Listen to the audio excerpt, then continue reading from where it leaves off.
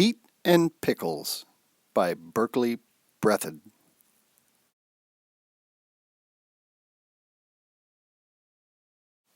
Pete was a perfectly predictable pig.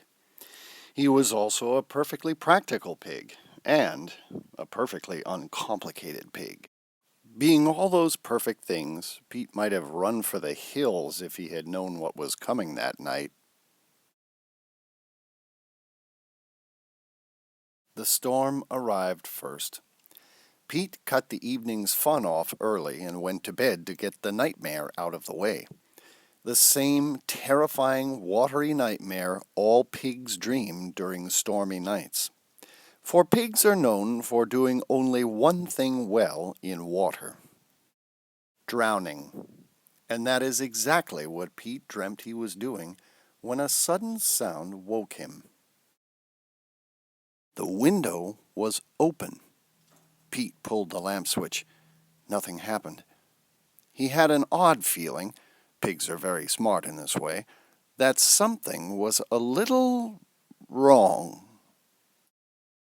Pete was suddenly grabbed, hugged really, by a wet nose, at the other end of which was a wet elephant.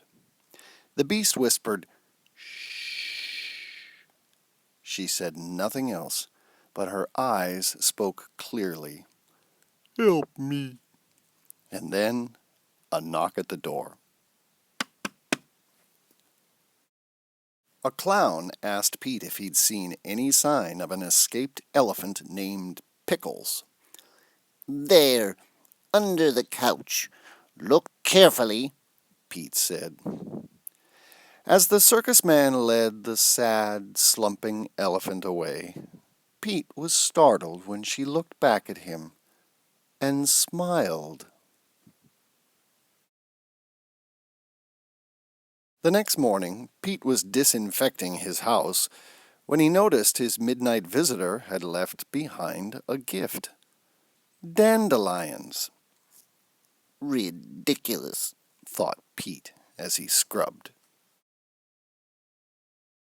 That afternoon, Pete took his usual short stroll. He looked down at the evening mist rolling in and saw a circus tent. He looked at the dandelion. "Ridiculous," he muttered. Today, however, Pete would take a longer walk. He soon found himself amidst the circus tents, watching a long nose plucking every dandelion within reach. Pete knew that nose, and it knew him. It plucked Pete's hat and disappeared.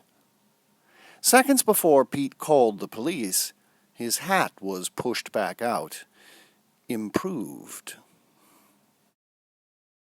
Pete looked in to see Pickles sitting in a very dark corner of a very dark tent, wearing a very locked chain.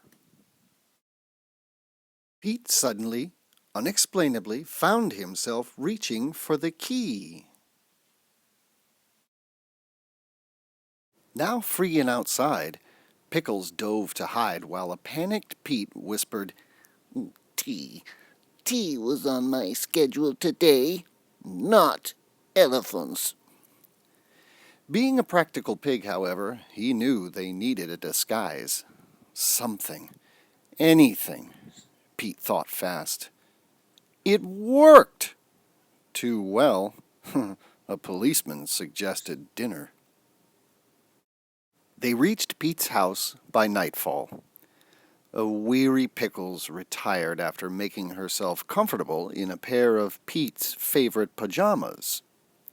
Understand this: you have not heard snoring until you have had an elephant nap on your couch. Pete was a perfectly unpleased pig. "Tomorrow," he thought, "the big girl leaves." Pete awoke the next day to find Pickles doing a little morning Tai Chi, as if she were in China, which she certainly was not. On the other hand, Pete noticed that his house guest had made a few changes to the grounds. This time, Pete did not say, Ridiculous.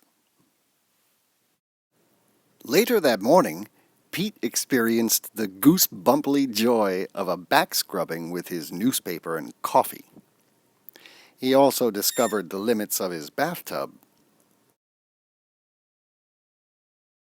Pickles showed Pete a magazine article about high diving.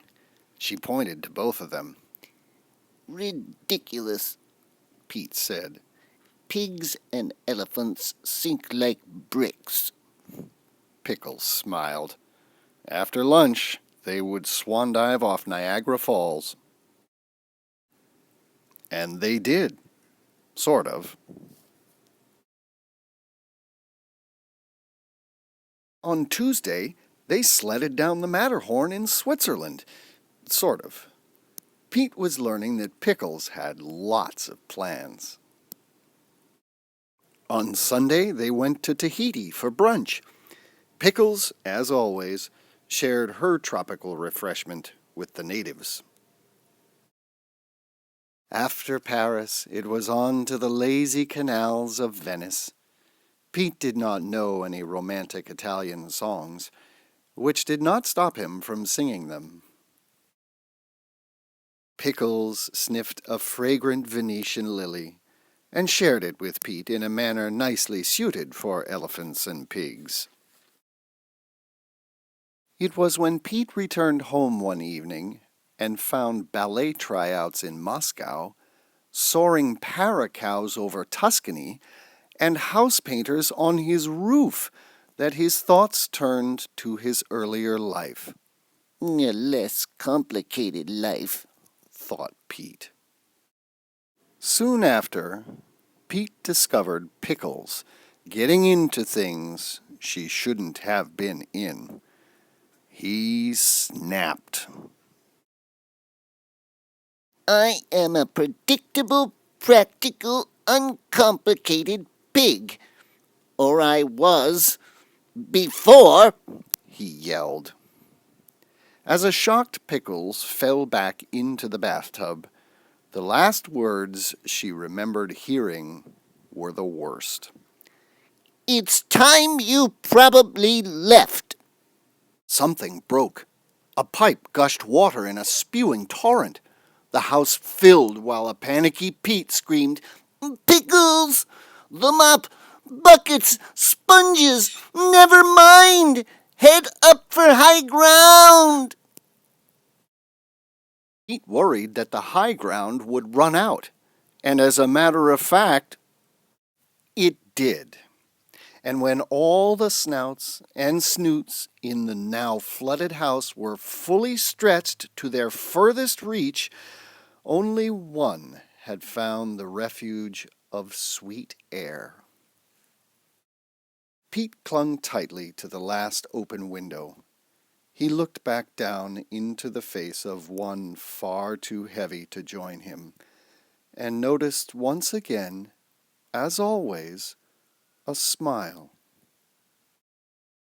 At that terrible moment, what occurred to Pete was not how his life had become so unpredictable, so unpractical, and so completely complicated with Pickles.